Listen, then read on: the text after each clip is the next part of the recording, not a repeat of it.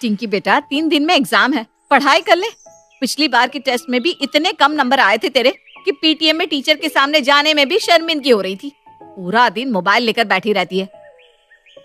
अरे मम्मी, एक बार नंबर कम आ गए इसका मतलब ये थोड़ी ना है कि हमेशा कम ही नंबर आते रहेंगे। मेरी तैयारी हो गई है और देखना इस बार मैं बहुत अच्छे नंबर लेकर आने वाली हूँ। बेटा तू पास हो जा, मैं तो उतने में ही भगवान को प्रसाद चढ़ा दूंगी। पता नहीं मेरे पूजा पाठ में ऐसी क्या कमी रह गई है कि मेरे साथ ही ये सब हो रहा है। अरे मम्मी, आप फिर से शुरू मत हो जाना प्लीज। मेरे मार्क्स थोड़े से कम आ गए तो इसमें भगवान की क्या गलती है?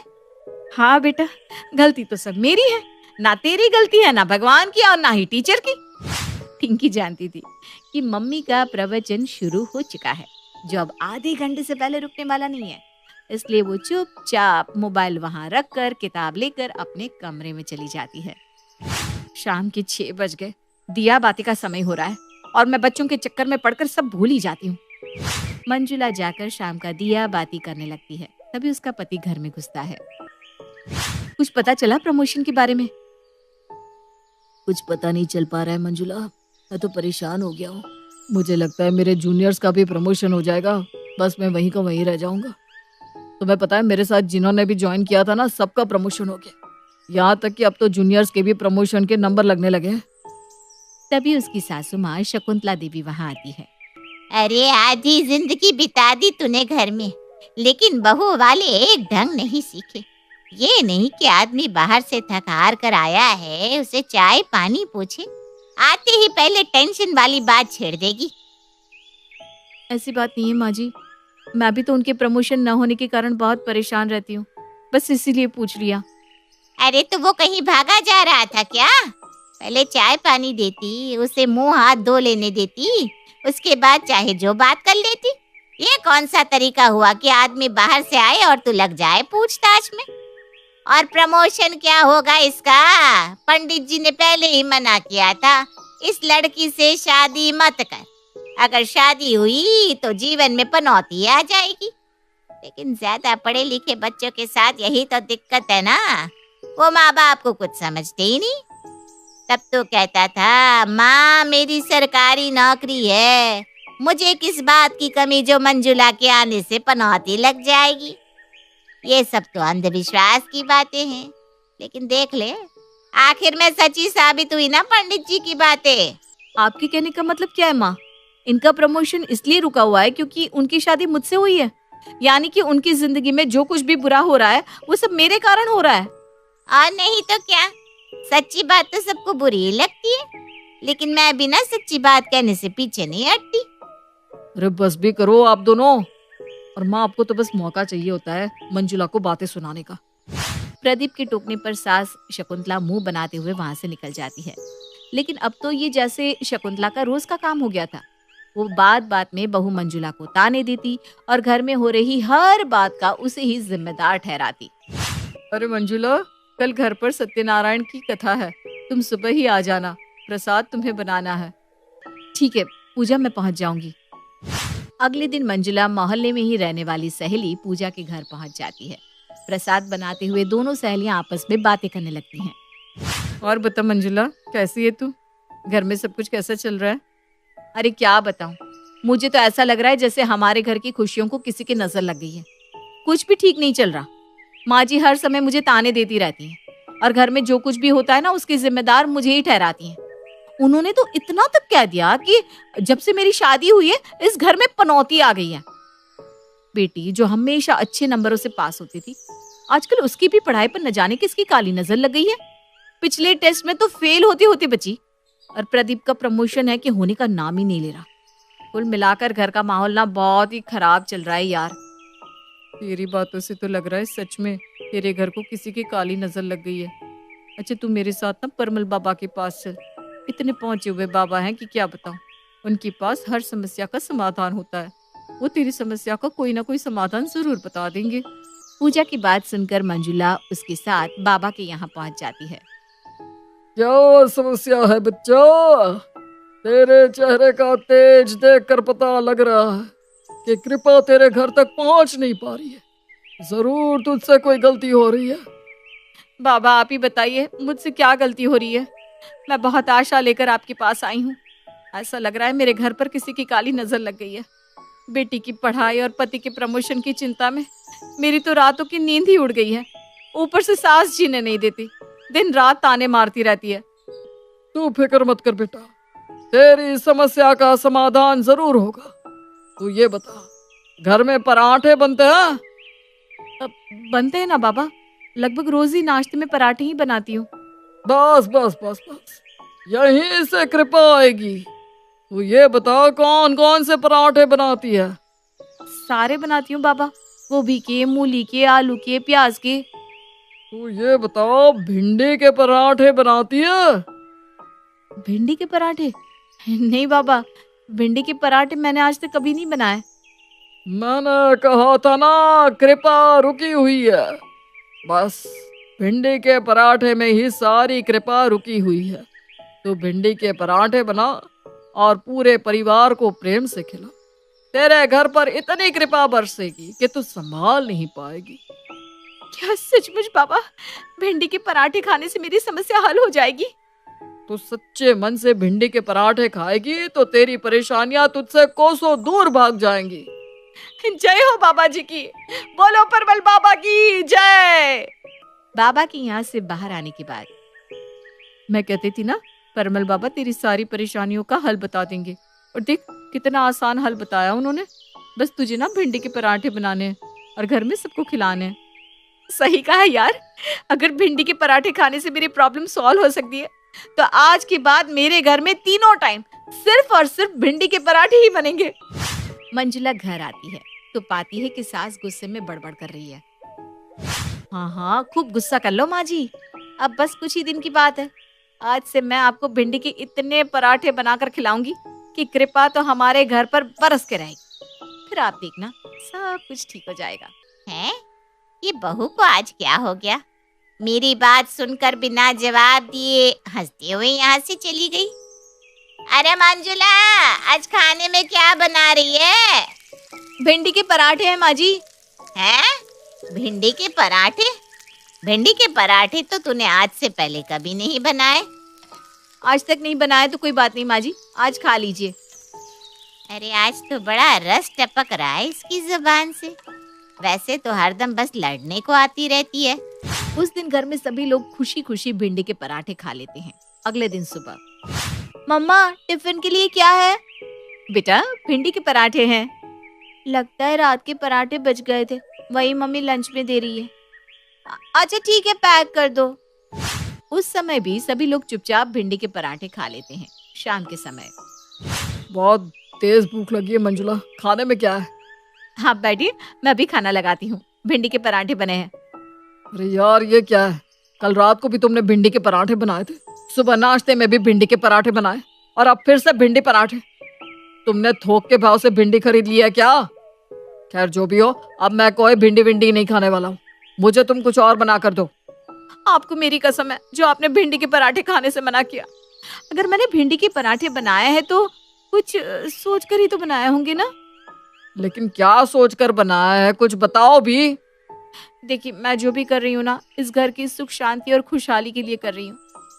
मैं परमल बाबा के पास गई थी और बाबा जी ने कहा है कि अगर हम लोग भिंडी के पराठे खाएंगे तो हमारे घर में कृपा बरसेगी और हमारी सारी प्रॉब्लम सॉल्व हो जाएगी। अरे मम्मी आप कैसी बातें कर रही हो? आप पढ़ी लिखी होकर ऐसी अंधविश्वास वाली बातें कर सकती हो? अगर भिंडी का पराठा खा लेने से सबकी परेशानियां दूर हो सकती तो सारी दुनिया भिंडी के पराठे खा खा के ही सुखी हो जाती। देखो मुझे कोई बहस नहीं करनी, जो मैंने कह दिया सो कह दिया। आप लोग मेरा मरा हुआ मुंह देखोगे अगर आप लोगों ने भिंडी का पराठा खाने से मना किया तो। मंजुला जिद पर अड़ गई थी और किसी की भी बात सुनने के लिए तैयार नहीं थी। मंजुला की जिद देखकर मन मारकर सभी लोग भिंडी के पराठे खा लेते हैं, लेकिन मंजुला अभी रुकने के मूड में नहीं थी। अगले 3 दिनों तक वो सुबह दोपहर शाम जय बाबा जी के नारे लगाते हुए भिंडी के पराठे बनाती जाती है और जोर जबरदस्ती से सबको खिलाती जाती है। मंजुला को महसूस हो रहा था कि जब से उसने अपनी सास को भिंडी के पराठे खिलाना शुरू किया है, उनका ताने मारना और झगड़े करना बंद हो गया है। उल्टा वो तो मंजुला से बड़े प्यार से पेश आ रही थी। चौथे दिन, मम्मी आप सोच भी नहीं सकते हो आज क्या हुआ है। अरे साफ साफ बताना बेटा क्या हुआ है। मम्मा मेरी टेस्ट की शीट मिल गई है और मेरी क्लास में 3rd रैंक आई है। देखो मैं कहती थी ना कृपा बरसेगी, बरस गई कृपा। जय बाबा जी। तभी प्रदीप भी खुशी खुशी घर आता है। मंजुला, मेरा प्रमोशन हो गया, मैं चीफ इंजीनियर बन गया। आज तो सब अपना मुंह मीठा करो। जय हो परमल बाबा, आपकी भिंडी ने तो कमाल ही कर दिया। देखिए मैं ना कहती थी कि भिंडी के पराठे से कृपा बरसेगी। अब तो मैं अगले 1 साल तक आप लोगों को भिंडी के पराठे ही खिलाऊंगी। अरे मम्मी रुक जाओ आप। आपके बाबा जी के पराठे से नहीं, मेरी मेहनत से अच्छे नंबर लाई हूँ मैं। और मेरे मार्क्स कम इसलिए आ रहे थे क्योंकि आप और दादी दिन भर घर में लड़ाई झगड़ा करके माहौल इतना खराब कर देती थी कि मैं पढ़ ही नहीं पाती थी। अब आप दोनों अच्छे से रह रहे हो तो मैंने आराम से पढ़ाई की और मैं 3rd आ गई। हाँ बहू, तूने भिंडी के पराठे खिला खिला कर उबा दिया था, इसलिए मैं तेरी सहेली पूजा से मिलने गई और उससे तेरी परेशानी पूछी। उसने बताया कि तू मेरे ताने मारने और झगड़ने से परेशान है, इसलिए भिंडी के पराठे बना रही है। मैंने सोचा अगर मैं लड़ना छोड़ दूंगी तो तू भी ये पराठे बनाना बंद कर देगी और कुछ ढंग का खाना बनाकर खिलाएगी। बेटा अब अगर तूने एक और दिन मुझे भिंडी दिखाई ना तो मुझे उल्टी ही हो जाएगी। और मेरा प्रमोशन तो 1 महीने पहले ही हो गया था। मेरा बॉस छुट्टी पर था, इसलिए लेटर उसके मेल बॉक्स में फंसा हुआ था। आज जब उन्होंने वापस ज्वाइन किया तो मुझे मेरा प्रमोशन लेटर भी मिल गया। तो इसका मतलब मेरे भिंडी के पराठे से कुछ नहीं हुआ? नहीं, और तुम्हारे बाबा की और कृपा हमें नहीं चाहिए। भगवान के लिए आज के बाद भिंडी के पराठे मत बनाना प्लीज। प्रदीप की बात सुनकर मंजुला के चेहरे पर हंसी खिल जाती है। सरिता और विपिन की नई नई शादी हुई होती है। जी आप अपनी पूरी सैलरी लाके मुझे दिया करो। जानू कैसे बात करती हो, माँ को बुरा लगेगा। आप तो बस ममाज बॉय ही बने रहोगे जिंदगी भर। सरिता मुंह फुला के दूसरी तरफ करवट लेकर सो जाती है। अगले दिन सरिता, ओ सरिता, तैयार हो जाओ, आज हम फिल्म देखने जाएंगे। क्या? सच में? अभी आती हूँ मैं। सरिता अच्छी सी साड़ी पहन कर आती है। चलिए जी। अरे माँ को तो आने दो। ये सुनकर सरिता का पारा 7वें आसमान पर पहुंच जाता है। इतने में माँ भी आ जाती है। आहा, बूढ़ी घोड़ी लाल लगाम। ये क्या तरीका हुआ? अरे बेटा, बहू सही तो कह रही है, अब बुढ़ापा आ गया है मेरा। नहीं नहीं, आप तो बेटे को पल्लू से बांध के रखिए जी। और वो नाराज होकर चली जाती है। कुछ देर बाद सरिता विपिन के पास आती है। सुनिए, मुझे मायके जाना है। अरे बहू, पर इतने दिन रहकर तो आई हो मायके। माँ जी, मैंने आपसे नहीं इनसे पूछा है। सरिता, तमीज से पेश आओ। हाँ हाँ, मैं ही सबकी आंखों में खटकती हूँ ना, आप बस मुझे ही डांटते रहो। विपिन भी कुछ काम से बाहर चला जाता है। माँ जी, मैं जरा पार्लर जा रही हूँ, अगर लेट हो जाऊं तो रात का खाना भी आप ही बना लेना। कोई बात नहीं बहू, बना लूंगी, आराम से जाओ तुम। शाम हो जाती है। विपिन घर आ जाता है। सरिता, ओ सरिता, कहाँ हो? तब माँ रसोई से हाथ पोंछते हुए बाहर आती है। अरे बेटा, बहू जरा बाहर गई है, आती ही होगी। 2 घंटे बाद। अब तक तो आ जाना चाहिए था माँ उसे। तभी सरिता घर में घुसती है। विपिन को उखड़ा हुआ देख सर पकड़ के सोफे पर बैठ जाती है। हाय रे, मेरा सर दर्द, लगता है जान ही लेके जाएगा। पर तुम थी कहाँ?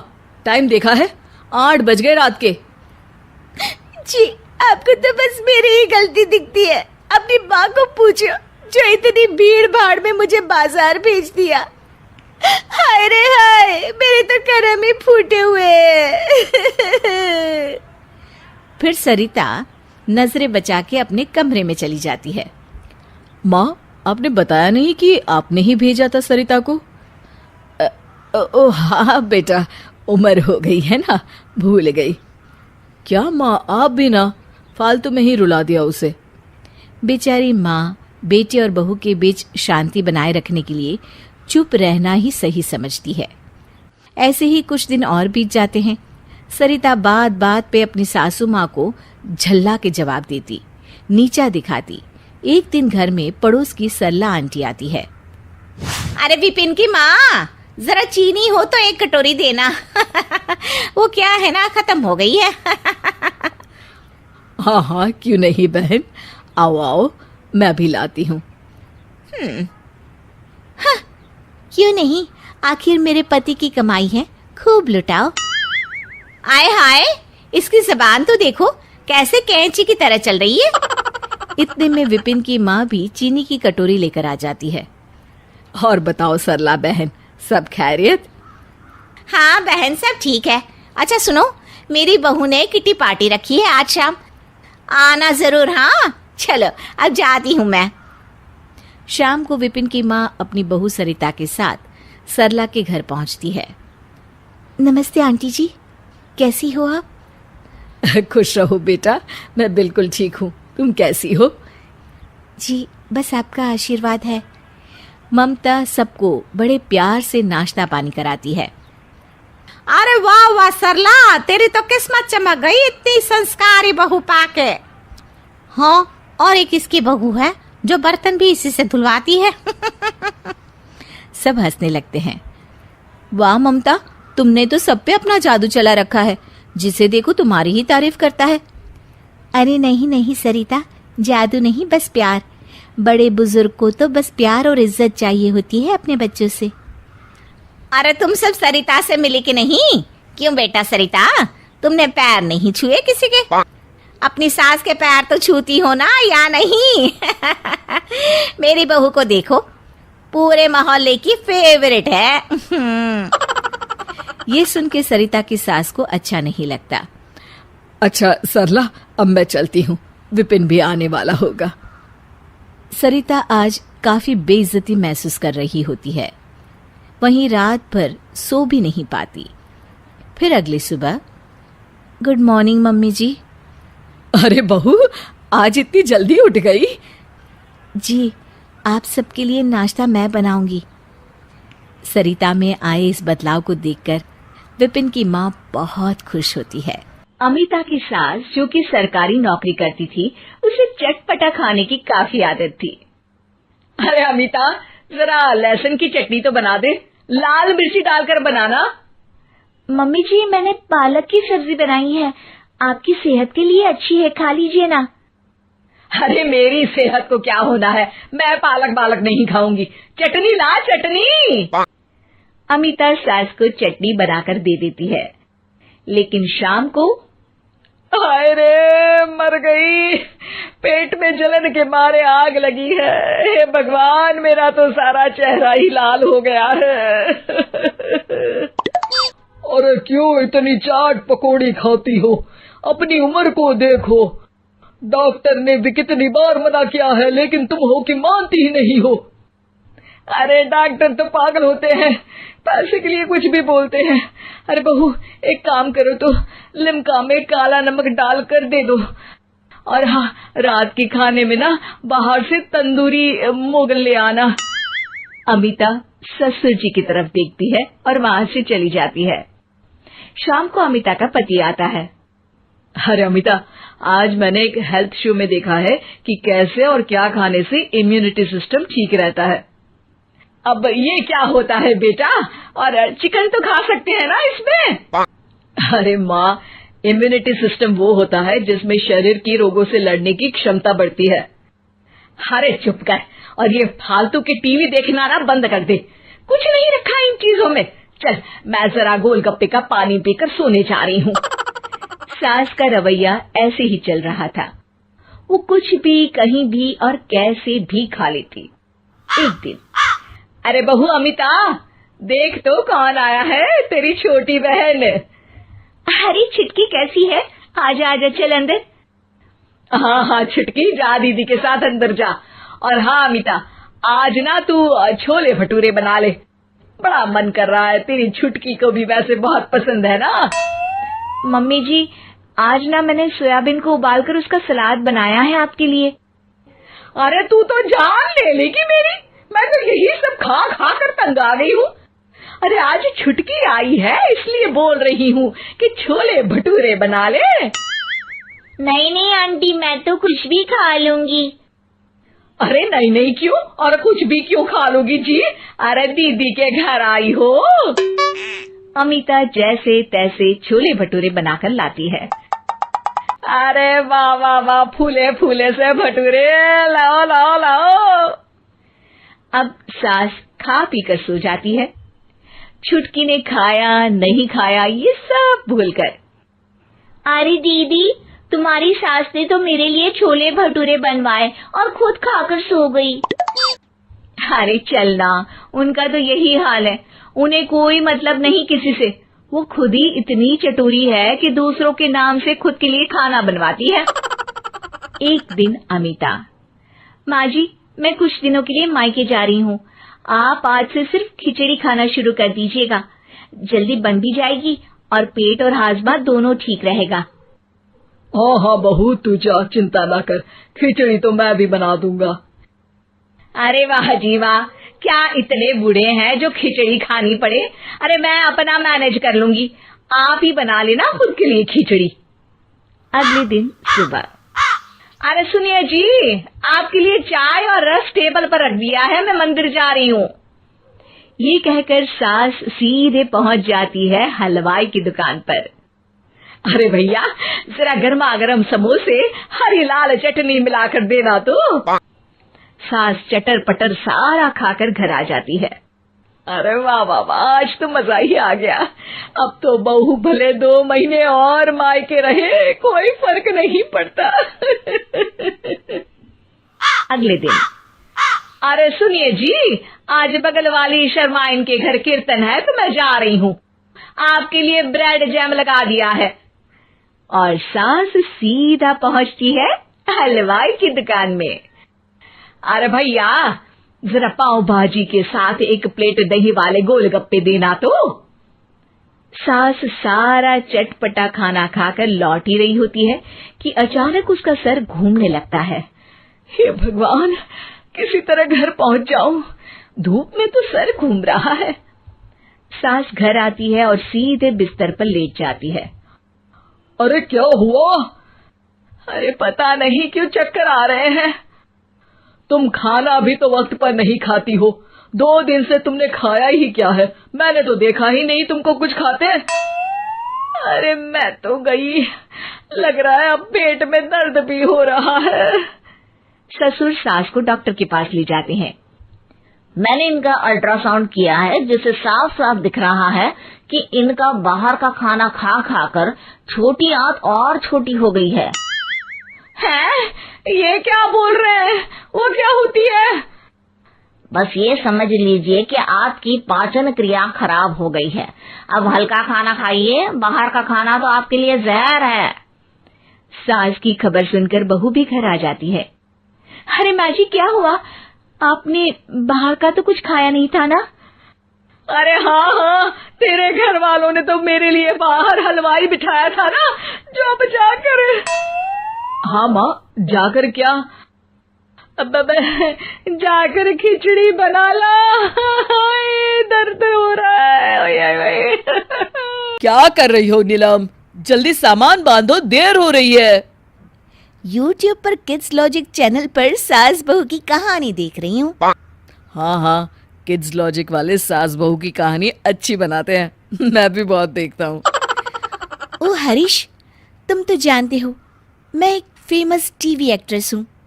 मुझे घर के काम करने की आदत नहीं है और तुम मुझे अपने घर ले जाना चाहते हो। मैं भला उस छोटे शहर में कैसे एडजस्ट करूंगी? देखो नीलम, मेरा अपना एक परिवार है। मेरे माँ बाप भी इस बुढ़ापे में अपने बहू बेटे के साथ रहना चाहते हैं। कुछ दिन तो उनके साथ बिताना पड़ेगा। हरीश जैसे तैसे नीलम को मनाकर अपने घर ले आता है। हरीश की माँ अपनी बहू से मिलकर बहुत खुश होती हैं। ओह माय गॉड, यहाँ कितनी गर्मी है, एक एसी भी नहीं है, ऊपर से ये मच्छर। घर के कामों में नीलम को अपनी सास का हाथ बटाना पड़ता था। अरे मर गई रे, किचन में खाना बना के मेरा तो चेहरा काला पड़ गया है। और मेरे बाल भी खराब हो गए हैं। ये बुढ़िया मुझे बहू कम नौकरानी समझती है। इस बुढ़िया को कुछ ना कुछ तो करना पड़ेगा। एक दिन मुंबई से नीलम की सहेली का फोन आता है। और सुना नीलम, ससुराल में तो तेरी मजा होगी। अरे यार, जले पर नमक मत छिड़क। मजा नहीं, सजा झेल रही हूँ। पता नहीं और कितने दिन ये सब झेलना पड़ेगा। नीलम की सहेली बहुत ही चालाक और बिगड़ैल लड़की थी। उल्टे सीधे काम करने में वो माहिर थी। उसकी इसी हरकतों की वजह से उसका 2 बार डिवोर्स हो चुका था। अरे तू चिंता मत कर, मेरे पास हेरमर्स की दवा है। फिर नीलम की सहेली इस समस्या से बचने के लिए एक उपाय बताती है। अगले दिन नीलम अपने पैर में एक बड़ा प्लास्टर बंधवा के घर आती है। अरे बहू, तू तो बाजार गई थी, ये क्या हो गया तेरे पैर को जो तू इतना बड़ा प्लास्टर लगवा के आई है? माँ जी, आपको इतना भी पता नहीं कि प्लास्टर कब लगवाते हैं। अरे मेरी टांग टूट गई है, डॉक्टर ने मुझे आराम के लिए कहा है। हाँ हाँ बहू, तू आराम कर। आज से घर के सारे काम मैं खुद कर लूंगी। पता नहीं मेरी बहू को किसकी नजर लग गई है। फिर क्या, अगले दिन से नीलम महारानी की तरह आराम करती और उसकी सास नौकरानी की तरह काम। वो हर दूसरे तीसरे दिन डॉक्टर के पास चेकअप का बहाना बनाकर जाती और बाहर सैर सपाटा करती। फिर एक दिन, अरे मंजू, बड़े दिनों के बाद तुझे मेरी याद आई। आ बैठ, मैं तेरे लिए चाय बना कर लाती हूँ। मुझे पता चला है कि तेरी बहू मुंबई में फिल्मों में काम करती है, इसलिए मैं उससे मिलने चली आई। बुलाना उसे। कहाँ है तेरी बहू? अरे बेचारी का पैर टूट गया है, बड़ा प्लास्टर लगा है, ठीक से चल फिर भी नहीं सकती। अपने कमरे में है, चल तुझे मिलवाती हूँ। दोनों को आता देख नीलम जल्दी से नकली प्लास्टर अपने पैर में पहन लेती है और दर्द से करहाने का नाटक करने लगती है। नीलम के हाव भाव देख मंजू को उस पर शक होता है। फिर बाहर आकर, बुरा मत मानना, लेकिन तेरी बहू तुझे उल्लू बना रही है। उसका पैर सही सलामत है। मैं एक डॉक्टर हूँ, मरीज को देखकर पहचान जाती हूँ। तू एक काम कर, मेरे भाई बिल्लू की सीसीटीवी कैमरे की दुकान है। मैं कल ही उसके यहाँ से एक छोटा कैमरा तेरे लिए मंगवा देती हूँ। तू चुपके से अपने घर में लगा देना और फिर एक दिन के लिए मेरे घर आ जाना। समझ गई मैं। फिर नीलम की सास मंजू के कहे अनुसार सब करती है और घर में कैमरा लगा के मंजू के घर चली जाती हैं। अपनी सास के जाते ही नीलम प्लास्टर निकाल के गाना बजाए हुए पूरे हॉल में डांस करती है। अगले दिन घर में सब बैठे होते हैं। क्या कर रही है बहू? अब तेरा पैर कैसा है? कुछ मत पूछिए माँ जी, जरा अभी आराम नहीं है। अच्छा माँ जी, जरा टीवी का रिमोट दीजिए, आज गदर फिल्म आने वाली है। सनी देओल मेरा फेवरेट हीरो है, बाकी सब तो जीरो है, जीरो। अरे टीवी पर गदर क्या देखना, वो तो अभी थोड़ी देर में इस घर में होने वाला है। क्या मतलब माँ जी? मैं कुछ समझी नहीं। अरे कुछ नहीं, गदर फिल्म छोड़, मैं तुझे उससे भी अच्छी फिल्म दिखाती हूँ। सच माँ जी? नई फिल्म है? अरे एकदम नई है, कल ही बनकर तैयार हुई है। हाँ हाँ माँ, जल्दी लगाओ। नीलम की सास जैसे ही टीवी शुरू करती है, टीवी पर नीलम को डांस करते देख सबकी आंखें फटी की फटी रह जाती है। नीलम सारे घर में नाच रही होती है और उसका प्लास्टर एक कोने में पड़ा होता है। ये सब देख नीलम के होश उड़ जाते हैं। अरे ये सब क्या है नीलम? तुम्हारा पैर तो... क्यों बहू, तुझे क्या लगा मैंने अपने बाल धूप में सफेद किए हैं? इसे कहते हैं ओल्ड इज गोल्ड। अरे नहीं माँ जी, मुझे माफ कर दीजिए, मैं अपनी सहेली की बातों में आ गई थी। दोबारा कभी ऐसी गलती नहीं करूंगी। हाँ। इस तरह नीलम की चालाकी पकड़ी जाती है और वो जिंदगी में कभी इस तरह की हरकत नहीं करने की कसम खाती है।